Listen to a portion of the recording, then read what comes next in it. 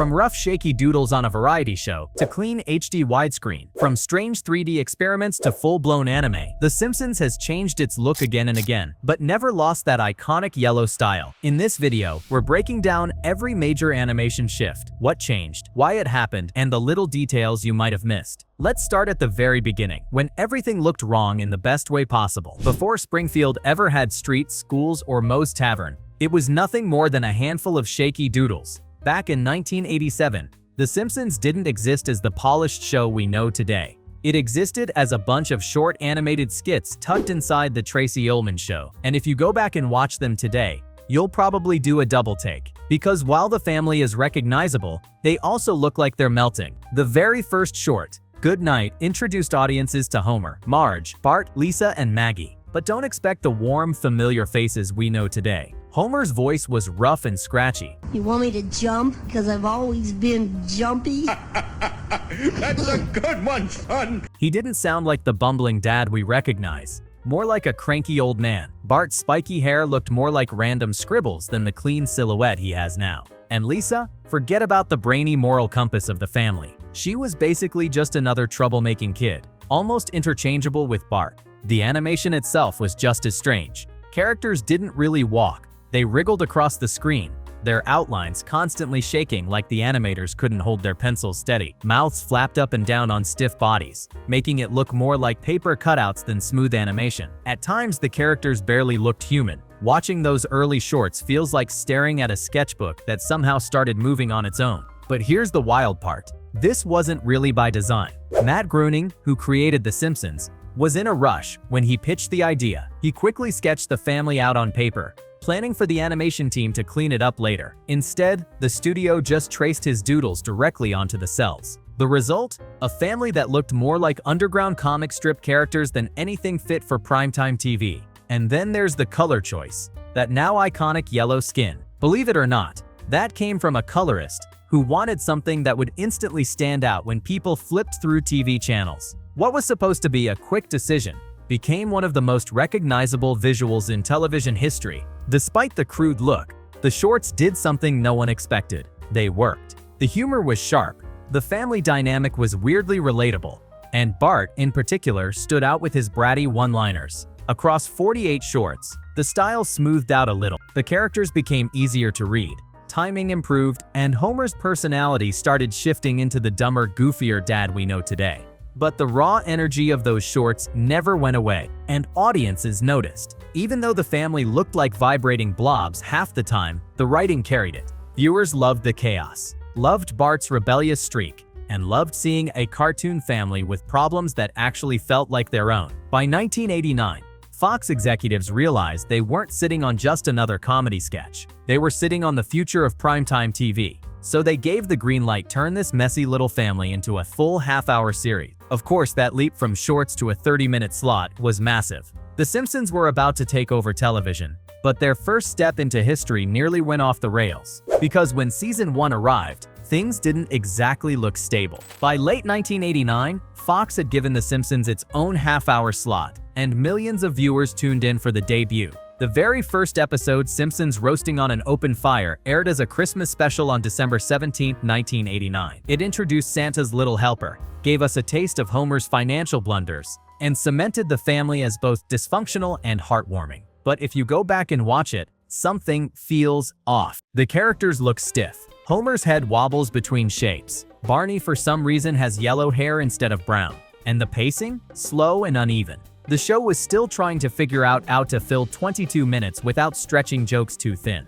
But here's the thing, it worked. Despite the rough edges, the combination of relatable family struggles and edgy humor made the episode a hit. What fans didn't know at the time, though, was that behind the scenes, the show nearly fell apart before it even began. The intended pilot episode wasn't the Christmas special. It was some enchanted evening. When the first animation footage for that episode came back from the overseas studio, the producers were horrified. Characters warped between poses, movements looked like rubber bands snapping, and the overall quality was so bad that James L. Brooks, one of the show's key creators, called it a disaster. The team seriously considered pulling the plug on the entire series before it even aired. Animators scrambled to salvage it, reworking scenes and fixing what they could. Eventually, Some Enchanted Evening was pushed to the end of season 1, airing as the finale in May 1990 instead of the premiere. By then, the show had already gained momentum, and fans were more forgiving of its strange look. But imagine if that episode had been the debut. The Simpsons might not have survived past its first week. Season 1, as a whole, is fascinating to revisit. You'll notice things like Smithers with the wrong skin color in his first appearance, Maggie's pacifier drawn differently from shot to shot, and Marge's hair changing height like it couldn't decide if it wanted to scrape the ceiling. The backgrounds often looked empty, the colors a little muddy, and the characters almost alien compared to the sleek versions we know today. Yet within all that wobble, the core of the show was already there. Homer as the bumbling but loving dad, Bart as the rebellious troublemaker, Lisa as the overlooked middle child with more brains than anyone else, and Marge, the glue holding it all together. Those early mistakes ended up being part of the charm. Viewers weren't looking for polish. They were hooked on the attitude. This wasn't another shiny Saturday morning cartoon where everything reset every week. It was sharp, biting, and just a little rough around the edges, both in humor and in looks. And somehow, that roughness made it feel real. Still, Fox and the creative team knew they couldn't keep wobbling forever. The show needed cleaner animation, better consistency, and a studio pipeline that could keep up with weekly demand. And so, after that shaky first season, they set out to fix the problems. One new intro, one new studio, and one big leap at a time. And when season 2 rolled around, The Simpsons finally started looking like The Simpsons. By the time season 2 hit, The Simpsons had already proven it could pull in ratings, but it was obvious the show needed more visual consistency. Season 1 had given us heart, but the characters often looked like they were melting between frames. So, when season 2 debuted in 1990, fans immediately noticed something big. The opening sequence had been completely reanimated. The differences were striking. Lisa no longer looked like her saxophone was swallowing her. Maggie's steering wheel gag was smoother. The chalkboard bit popped with sharper timing, and the crowd scenes, like the rush to the couch, finally felt alive instead of looking like cardboard cutouts sliding across the screen. The animation wasn't perfect yet, but it was clear the show was finding its footing. Springfield was starting to feel like a real bustling town, instead of just a collection of empty backgrounds. Then came season 3, and with it, the true beginning of what fans now call the golden era. The writing sharpened, the pacing improved, and visually, the show was starting to lock into its iconic look. Homer's jawline became more consistent, Marge's towering blue hair was given clearer guidelines, and Bart's spiky head no longer changed shape from scene to scene. Animators were building a model sheet Bible, a strict set of rules for how each character should look, move, and even emote. That meant fewer weird slips and more confidence in the drawings. But the real game changer came in season 4, 1992, when production shifted from Klasky Supo, the studio behind the rough early years, to Film Roman. The move wasn't just about art style. Klasky Supo had grown rapidly and was juggling multiple projects, and Fox wanted a studio that could focus more heavily on The Simpsons, while ensuring consistent quality and managing the grueling schedule. Film Roman stepped in, and with them came sturdier character models, tighter animation, and a style that felt locked in for the first time. This is the era where the show looked like The Simpsons we all picture today. Watch an episode like Homer at the Bat, Season 3, or Marge vs. the Monorail, Season 4, and you'll see it. The lines are confident, the characters are expressive, and the animation finally keeps up with the jokes. Gone were the sliding feet and noodle limb. Now the show could pull off slapstick gags, heartfelt expressions, and cinematic staging without collapsing into visual chaos. And this new polish did more than just look pretty. It gave the writers and directors freedom. They could storyboard bigger sequences like musical numbers, action parodies, or wild crowd shots, knowing the animation could actually handle it. The Simpsons was no longer a scrappy cartoon trying to survive. It was a primetime powerhouse, visually and narratively ready to dominate the 90s. But even with the cleanup, one thing still tied the animators' hands: paint on cells. And soon, the show would test a brand new tool that would change TV animation forever. For the first decade of its run, The Simpsons was animated the old-fashioned way, by hand, on acetate cells. Every frame meant someone physically painting colors on transparent sheets and photographing in over-painted backgrounds. It was the same method used for Snow White, Looney Tunes, and practically every animated show of the 20th century. And while it gave the early Simpsons its warmth, it also came with some huge problems. Colors could smudge, dust could get stuck on the camera stand, revisions took forever, and worst of all, the whole process was painfully slow. By the mid-1990s, digital technology was creeping into TV animation. Studios were experimenting with digital ink and paint, which allowed animators to color their drawings directly on a computer instead of painting cells by hand. This meant smoother colors, fewer errors, and the ability to add effects like shadows, gradients, and glows without dozens of extra layers. The Simpsons decided to give it a shot. The first big experiment came with the episode Radioactive Man in Season 7, 1995. The story of Bart auditioning for the Fall Out Boy role in a superhero movie might not sound groundbreaking, but behind the scenes it was a test bed for digital coloring. The difference is subtle, but look closely, the colors are flatter, the lines steadier, and the overall image feels just a bit crisper compared to the surrounding episodes. At the time, most viewers didn't notice, but for the animators, it was proof that the new system could work. Over the next few years, the team ran more digital experiments. Tennis the Menace in Season 12 and Treehouse of Horror 13 both used digital ink and paint. Each time, the animation looked a little cleaner, with brighter colors and fewer of the small mistakes that plagued the Cell era. But Fox was cautious. Switching the entire show's pipeline was risky, and they didn't want to ruin the consistency fans had come to expect. Finally, in 2002, The Simpsons made the leap. Starting with The Great Louse Detective in Season 14, digital ink and paint became the permanent standard. From that point, no more painted cells. The animators could now revise scenes faster, add subtle lighting effects, and create smoother composites. For the first time, Springfield had the ability to glow at night, to add atmosphere in Halloween episodes, and to experiment with new textures. Of course, some fans complained.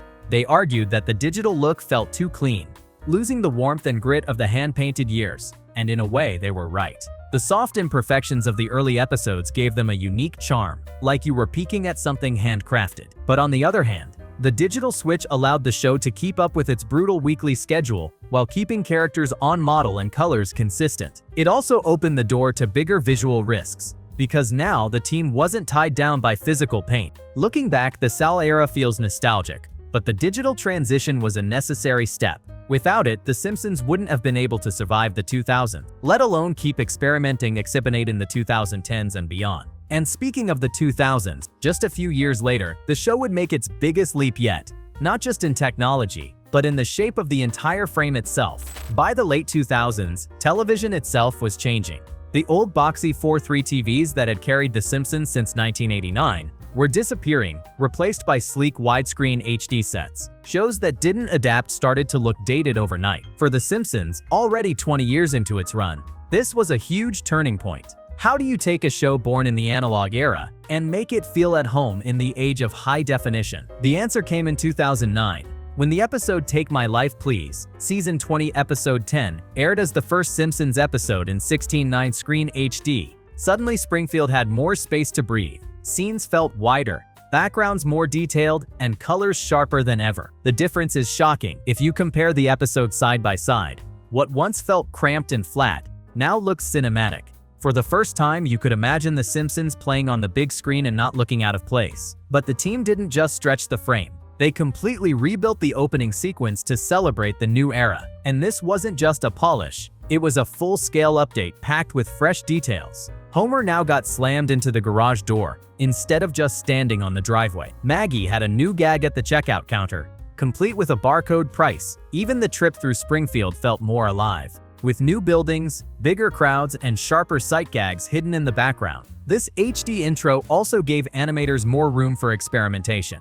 The billboard and chalkboard gags could now include smaller, more detailed jokes without turning into a blur. Couch gags became a platform for creativity like never before, with some taking up nearly the entire runtime of the opening. Directors realized they could use those extra seconds of space as a mini short film every week, sometimes even parodying entire genres, or guest animating the sequence with completely different styles. Fans were split at first. Some loved the crisp new look, saying the HD opening gave the show a fresh energy. Others missed the hand-drawn warmth of the classic intro, arguing that the clean HD visuals felt too sterile. But whether you loved it or hated it, you couldn't deny that The Simpsons had just entered a brand new era. The widescreen frame made Springfield feel bigger, fuller, and more detailed than ever. And the timing couldn't have been better. The Simpsons were now competing with modern animated hits like Family Guy, South Park, and Futurama, all of which were already airing in widescreen. The update proved that the Yellow family could adapt with the times and still stand out. From that moment on, the HD era of The Simpsons began. Gone were the days of boxy 4:3 frames. Now, the show had a cinematic scope and a polished new intro to match. But widescreen wasn't the only way The Simpsons broke boundaries. Because in some episodes, they didn't just expand the frame, they broke through it entirely. Just when The Simpsons seemed comfortable in its crisp HD look, the animators decided to remind everyone of one simple truth: this show has no rules. If they wanted to, they could throw the family into another dimension, bend reality into a fever dream, or turn the entire world into plastic bricks, and they did. More than once. The first real taste of this came all the way back in 1995, with Treehouse of Horror 6. In the segment Homer True, Homer hides from Patty and Selma by stepping behind a bookcase and accidentally entering a mysterious portal. On the other side, a bizarre computer-generated 3D void filled with floating shapes and endless geometry. For audiences in the 90s, this was jaw-dropping. Remember, this was years before Toy Story made 3D animation mainstream. Suddenly, Homer wasn't a 2D cartoon anymore. He was a polygonal character, wandering around in what looked like a video game. And just when things couldn't get weirder, the episode ended with Homer stumbling into the real world, walking down a live-action street. It was the first time fans had ever seen The Simpsons literally step out of their universe. A couple of seasons later, the animators flexed again with The Mysterious Voyage of Homer. On the surface, it's about Homer entering a chili cook-off, eating insanely hot peppers, and losing his mind. But visually, it's one of the boldest episodes in the entire series. The screen melts into surreal desert landscapes, colors shift into psychedelic waves, and a glowing space coyote voiced by Johnny Cash appears as Homer's spirit guide. The trippy visuals aren't just for show, they represent Homer searching for his soulmate, giving the episode an emotional punch under all the madness. It proved The Simpsons could push its animation as far as it wanted without losing its heart. And then in 2014, the show went even further with Brick Like Me, an episode that transformed Springfield into a full Lego world. Every character, every building, even the sky itself, was rendered in meticulous block form. The animators nailed the details. Minifigure heads clicked into place, objects snapped together, and characters moved with the stiff, jerky physics of Lego toys. But it wasn't just a gimmick. The story itself was about Homer, struggling with the idea of letting Lisa grow up, using the Lego world as a metaphor for wanting life to stay perfect and unchanging. Underneath the shiny plastic, it was one of the most heartfelt Simpsons episodes in years. What these episodes showed is that The Simpsons wasn't afraid to completely throw out its own rulebook. One week it could be a sitcom about a family in Springfield, and the next it could be a trippy hallucination, a computer-generated experiment, or a full-on toy commercial. No matter how wild the animation style got, the characters remained recognizable, and that's what kept it grounded. Homer was still Homer, even if he was made of polygons or Lego bricks. These moments of breaking dimensions weren't just fun side experiments. They proved that The Simpsons could keep up with changing times and even beat other animated shows at their own game. While other cartoons stuck to one style, The Simpsons kept reinventing itself visually, reminding viewers that Springfield could transform into anything. And if the main episodes weren't wild enough, the opening couch gags would push things even further, turning 30 seconds of screen time into full-blown animation showcases. If there's one part of The Simpsons where animators get total creative freedom, it's the couch gag. For decades, it's been the show's sandbox, a place where anything goes, no matter how weird, violent, or experimental. By the 2010s, couch gags had become so elaborate that sometimes they felt like short films in their own right. And the styles? They jumped across mediums, genres, and even entire universes. One of the most famous experiments came in 2013 with the robot chicken couch gag in the episode The Fabulous Faker Boy. Suddenly, Springfield wasn't hand-drawn at all. It was Dornan in choppy stop-motion with action figures. Homer crashes through walls like a toy on strings. Bart zips around like a plastic action figure. And the whole family moves with that jerky tactile feel you only get from stop-motion. The gag ends in chaos, of course, with violence dialed up to 11 in true robot chicken fashion. It was brutal, bizarre, and absolutely unforgettable. Then, in 2015, the show blew fans' minds again, with the Rick and Morty couch gag in Mathlete's Feet. In this crossover, Morty accidentally kills the Simpsons by crashing a spaceship into their living room, reducing the family to a puddle of yellow goo. What follows is classic Rick, a rapid-fire sequence of cloning, multiverse science nonsense, and grotesque body horror, all delivered in the distinctive Rick and Morty style. For 30 glorious seconds, The Simpsons stopped being The Simpsons and became an episode of another show entirely, and then, just as quickly, it snapped back. These weren't just gimmicks. They became proof that The Simpsons could shapeshift into any art style imaginable and still feel like itself. In fact, guest animated couch gags became a tradition. Banksy delivered a bleak, factory-inspired opening that turned the animation process into a dystopian nightmare. Animator Don Hertzfeld created a haunting, futuristic couch gag where the Simpsons evolved into strange, mutated creatures speaking gibberish. Even pixel art made its way onto the couch, turning Springfield into a retro video game level. The beauty of the couch gag is that it's both optional and essential. On one hand, you could skip it and the episode still works. On the other, it's become a showcase of animation creativity, a place where the rules don't apply and anything is possible. And because these gags only last a minute or so, the animators can push boundaries that would be too exhausting for a full episode. What ties it all together is the fact that no matter how wild the gag gets, whether the family is claymation, pixelated, or melted into goo, you always know it's The Simpsons. The silhouettes are still there, the humor is still biting, and the gag always ends the same way, with the family gathered on the couch, in whatever bizarre form they've been given that week. But the biggest stylistic gamble of the modern era didn't happen in a couch gag. It happened in an entire Halloween segment that transformed Springfield into full-blown anime. By the time the 2020s rolled around, The Simpsons had done just about everything: 3D voids, Lego worlds, stop-motion, and multiverse couch gags. But fans still weren't ready for what came in Treehouse of Horror 33. In the segment Death Tome, Springfield wasn't drawn in its classic cartoon style at all. Instead, the entire world was animated like a Japanese anime. And not just a parody, but a full-scale production. Lisa stumbles across a supernatural notebook that lets her kill anyone whose name she writes inside, a direct send-up of the cult classic Death Note. But here's the kicker. The episode wasn't just Simpsons characters in anime costumes. The show hired DR Movie, the same Korean animation studio that actually worked on the original Death Note. That's why the segment looked so authentic. Lisa's hair whipped with razor-sharp highlights. Shadows fell across her face with dramatic intensity,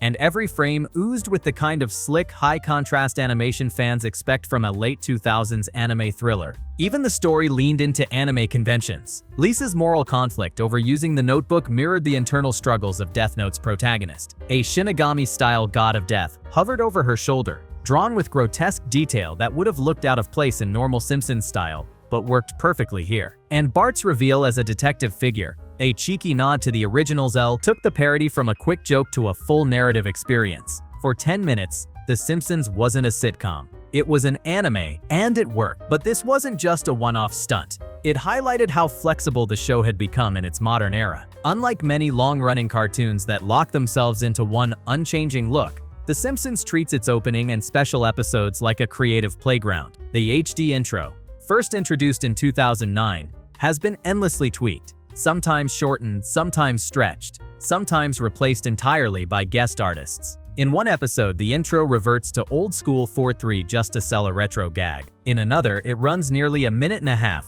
as an entire mini-story. That's the secret weapon of modern Simpsons. It knows how to adapt visually without losing identity. Whether the family is animated in anime, stop-motion, or glossy HD digital, the core silhouettes stay intact. Homer's round head, Marge's towering blue hair, Bart's jagged spikes, and Lisa's star-shaped outline remain instantly recognizable, even if they're rendered in a completely different medium. This adaptability keeps the show fresh, even after 3 decades on air. One week you might get a traditional Springfield adventure.